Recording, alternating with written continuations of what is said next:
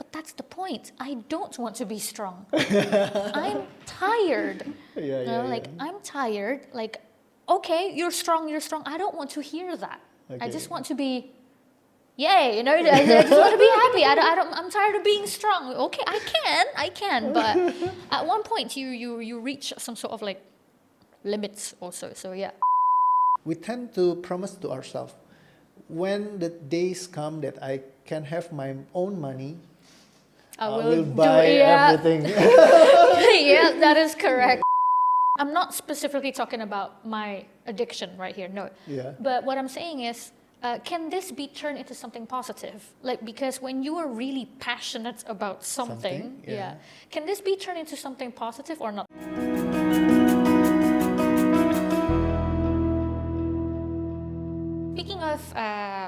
Speaking of which, I want to talk about coping, because coping is something that I did for years. Okay, I mean I still do kind of, but not as bad as how it was. What are the signs of people who are just coping, not like actually dealing or solving, but just coping with it? Because, for example, I've heard this a lot. Like I'm on social media a lot, so I have like I have seen this on like Instagram or something. Yeah. A lot of people, usually like the happiest people or the funniest people, sometimes they're the people that are usually the most kind of like broken or the most depressed inside. Yes. Because that's how they cope. Basically just using humor all the time. Yeah. And that's why we know a lot of comedians, like Robin Williams, for example, like we see him as a happy person all the time, but then unfortunately he committed suicide because of depression. Yeah. So what are other signs of like people that are just coping, but not like? Well, actually, if we feel ourselves there is something wrong, because when they are coping, deep inside, when in Indonesia I call it jujur, to be honest with yourself. When you use this kind of words to yourself, be honest to yourself. Do you happy now? So you just ask that question to yourself, and then suddenly, okay. Because when we get honest to ourselves, we knew actually, are we cope or not? When we are coping, there is certain energy that, okay, I'm not that really happy, but I try to be happy, or I try to be just, I'm okay. It's more like that. So I call it like Gencana. It means like aku rapopo, I'm okay. Yeah, so many people said that I'm okay. So it's okay not to be okay. I'm okay. So when we are saying that I'm okay, when I'm not okay, actually I'm not okay. So how to check if we are not okay? Just ask yourself. If you're honest to yourself, am I okay? And then it will come. Then you're not happy anymore after that. The fake smile and everything just. Well, actually, the question is very good. So you can really fix the problem within you, because when you are be honest to yourself, and then you know that, okay, I'm still having this kind of problem, so you can now to fix it. It's really hard to be truly happy though. Like, if you didn't know how, yes. Yeah, like I mean, I think for a person to be like truly happy, it's something that's hard. You think you're happy, like you think. Yeah. Okay, I'm okay. I'm fine. I'm okay. But actually, are you? So it's really hard to like for example, even like me buying, let's say, stuff, Pokemon, that's a way of me coping. Yes. Oh, when I buy this, it makes me feel happy, but does it really make me happy, I don't know. So, no. Okay. Yeah, true. It's not that easy to do, but the things that you can do it actually. Yeah. It's kind of hard if you didn't know how it works, how our structure like telling us the fake story of our life, because you are always like they are telling us like, okay, you are not deserve, you're not enough, and things like that. We always keep telling it in our the voices in our head always telling that to us. But when we can shut it off and suddenly we can be more ease, it will more easier to get happy. Yeah, that's the first thing I think. But what if you don't know what makes you happy? Well, actually, if you release all the problem and suddenly like silly things can make you happy. That's the funny thing. I don't know. Yeah, because many of my clients say that, okay, I'm becoming happier person just because releasing this kind of certain problem. So I usually help them like to release the 3 main problem that they have in their life. So I always ask this question to them: what things in your life, if it's fixed right now, it will be make you more happier than before. So they can came with 3 like in the top answer from the question, and then I help them to release all the tension and emotion regarding that thing, and suddenly they get happy. Yeah, so the things that the 3 most intense emotion that we define as a problem within our system, that's the things that have the most energy that stopping us from happiness, or things that one, if you release it and you become neutral, any things that adding up into your life, you can feel happy. So +3, you're happy +3, +5, you're happy +5. Anything that before, because when you are -8, if things came like +5 and then you -8, you just -3. Yeah, so you need to fix it to neutral. Okay, so let's say the reason why you are not truly happy is because of your trauma.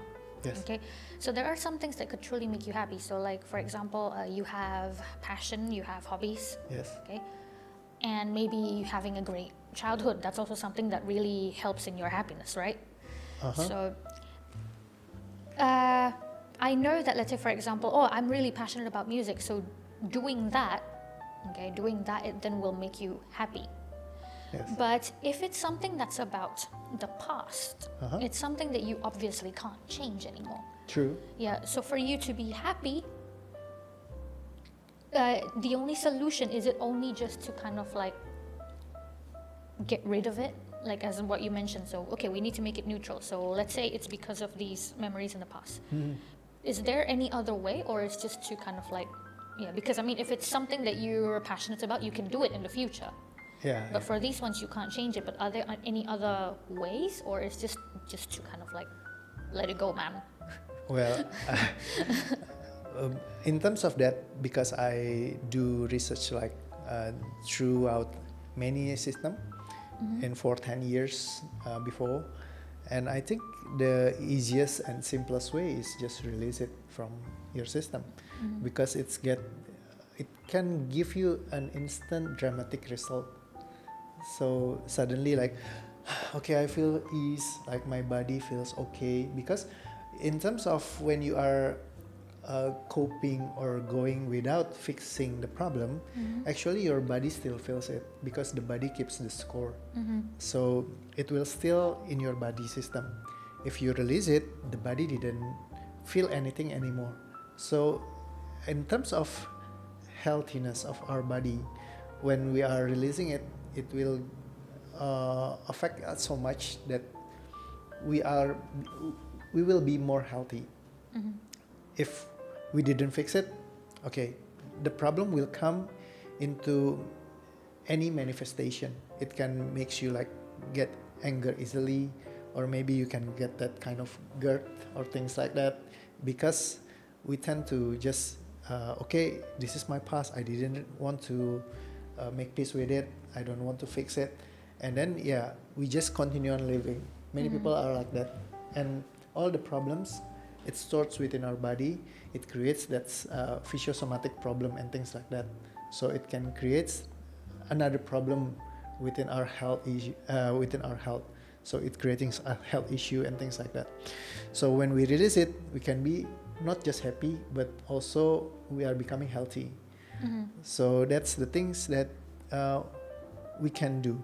And also because of the goodness of the life before, because you said that if we are happy and then everything will be good.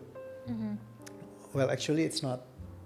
Because many people, the strawberry generation are created because the parents didn't want the experience that they have to be experienced by their children. So they are protecting their children like crazy.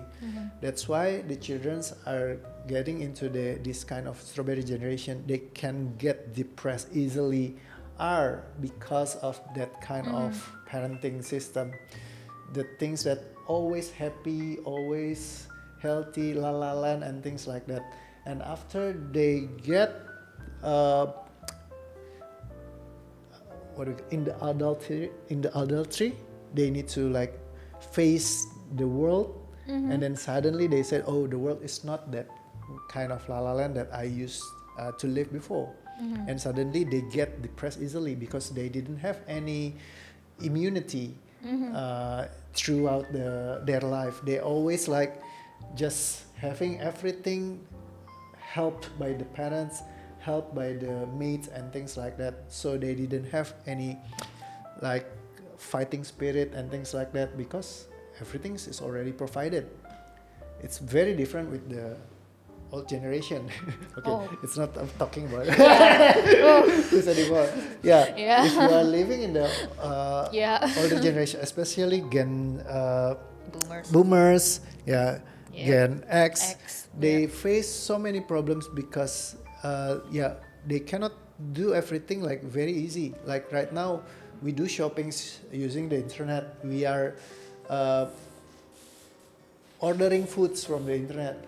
Before, no, nothing's like that. Even going to school, they had to climb a mountain, they had to swim the ocean. So that's correct. That's why they have this certain fighting spirit. It's kind of different with the things that everything is very good, very nice, and so that's create another problem. Millennials. They created millennials with generational trauma, childhood trauma. Okay, but is it possible for trauma to be unrecognized or like, unrecognized trauma? Is that possible? Unrecognized? You mean like we cannot see which trauma is creating this or things like that? Or it's kind of like you know that something is bothering you, but you're not sure what is bothering you. For many people, they didn't know what is. So actually, when you are doing the one-on-one facilitation, you can see, okay, this trauma that's creating this. So there's a certain question that we can ask ourselves to find the correct trauma that's creating this one. So there's a structure to do it. So that's why I talk so much about structure. Because in terms of facilitation, when my clients come to me, they usually didn't know what's creating this kind of pattern in my life. I just feel lazy, or I just feel like I'm addicted to something, or I just feel like I really want to end my life and things like that. They didn't know actually what's creating this. So when we sit down and ask some question to ourselves, we can find, this thing is the one that's creating this. And then after that, when we heal it and we see the pattern again, so it goes like from the surface, we go deep, and then we find the traumatic pattern, we release it, and then we check again, is it already okay in here? So many of my clients, like, they really afraid, like having the phobia, really afraid to fly, and then suddenly they can fly around without any fear anymore. You can see certain pattern. There is a funny video also about the name is Kang Idoi. He is the one that also famous because playing some movies, and then he have the reality show called the Dunia Terbalik, World is Upside Down. It's quite popular back in the time. And then he is like having this kind of phobia with the cat. So if Aw. there is, yeah. The cutest thing ever. Okay. Yeah. Yeah, for us it's the cutest thing, Yeah. but for him, if he see the cat and then he just get jumped and like yelling and wow, it's more like that, and it's neurosis. We can see it from the video if we search in the YouTube, Kang Idoy cat, and then there is videos like before when they are when he is very afraid of cat, and the reality show keep using the cat to like make it fun or jokes about that, and he always get angry because okay. But for people it's really funny to see the reaction, right? Honestly, I mean, because I have phobia, so I understand. I don't understand why cats, but I understand how he feels, so I wouldn't do that to him like that, because that maybe we need to find the needle. yeah. It's yeah, I mean, I wouldn't do that to anybody, you know? Yes, correct. Because we knew about that. It's like very devastating to them, because it's like the feelings is very, very crazy.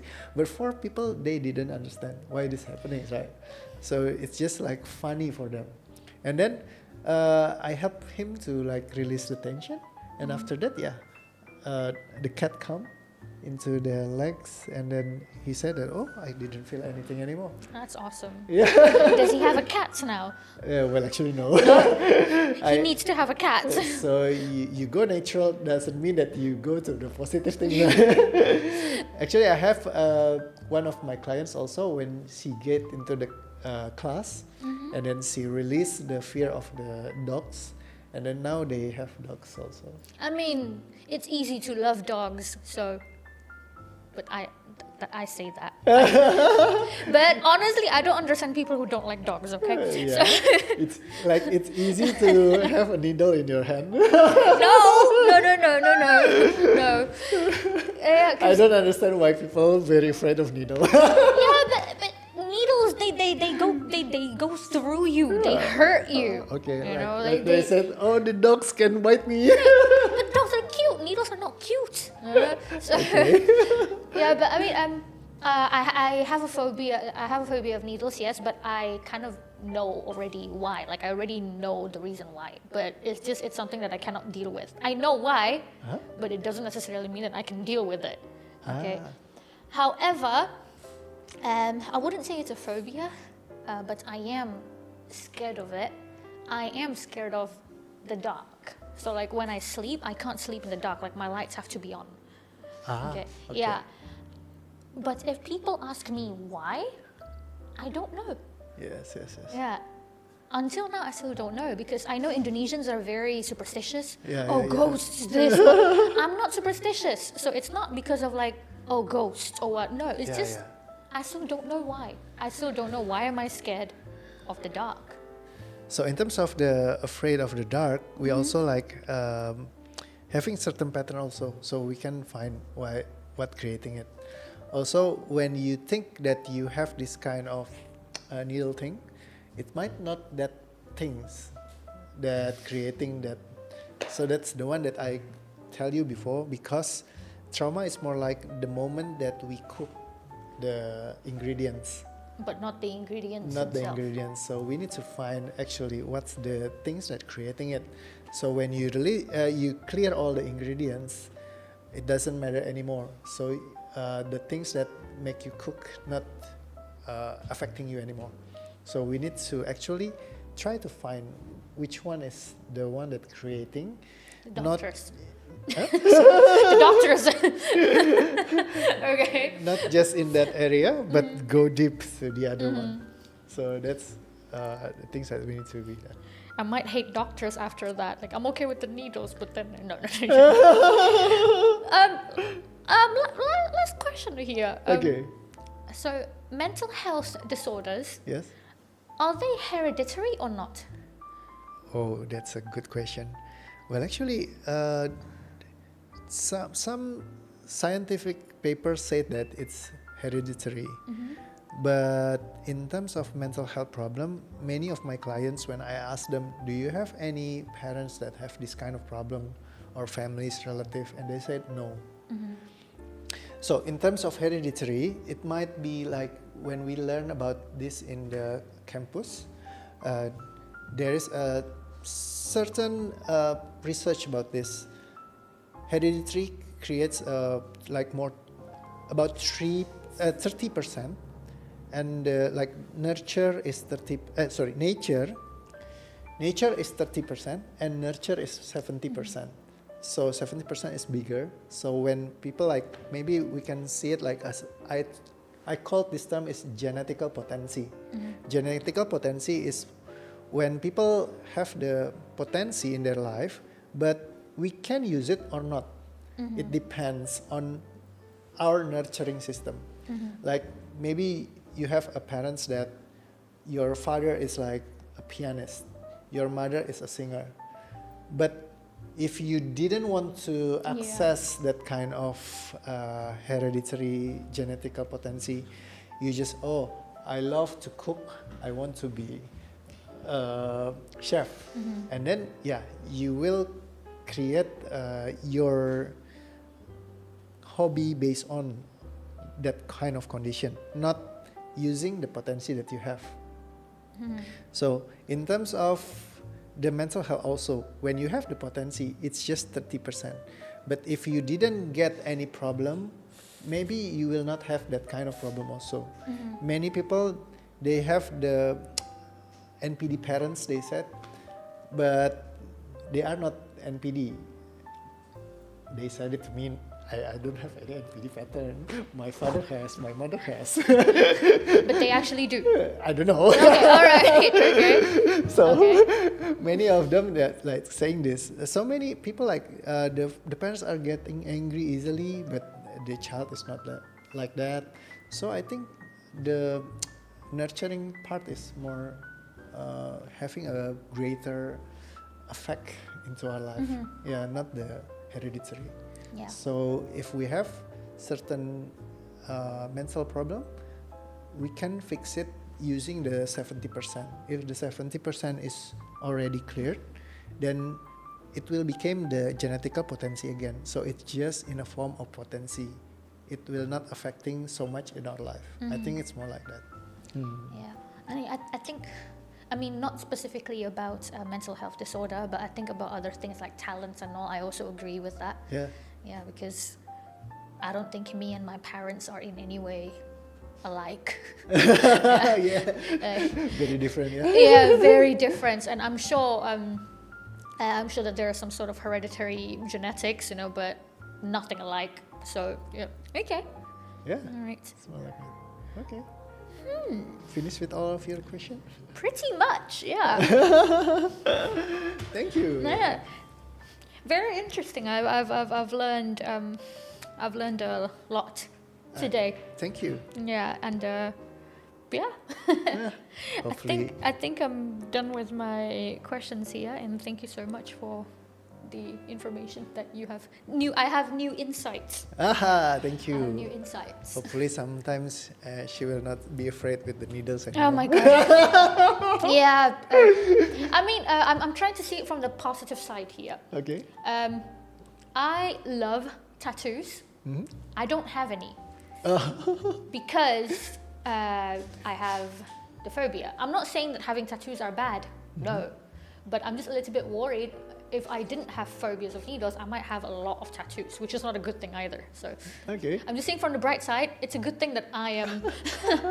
It's a good thing that I am. I have a phobia of needles. That's the one that we call the secondary gain. Which is? Yeah, which is the things that we need to protect.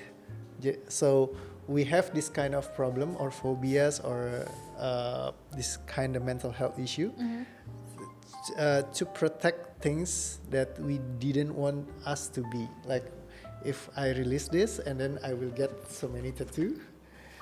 And then the things that we need to release, the first is the things that you really love the tattoo. So if you really love it, you need to adjust it. After you adjust it, and then you can fix the needle problem.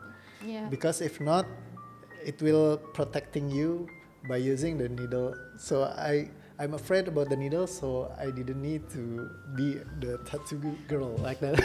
Interesting. Yeah, that's the secondary gain. one of my clients also, she got depressed because when she didn't get depressed, she need to face her daughter because her daughter is still 4 years, and she said that she gets tantrum easily, like yelling all over Children the places. are scary. Yeah, and then she got like, oh, I really hate my when my daughter doing that, and then when she got this kind of problem, she didn't need to face with the daughter. So we need to fix first the problem with the daughter. After that, we can fix the depression. Or if it's not, and then she get depressed easily because the main problem is not about the depression, it's the daughter. So fix the daughter. No, fix the daughter. I know. Fix the mindset about the daughter. Yeah, fix all the problems that the mothers have about the daughter. Yeah.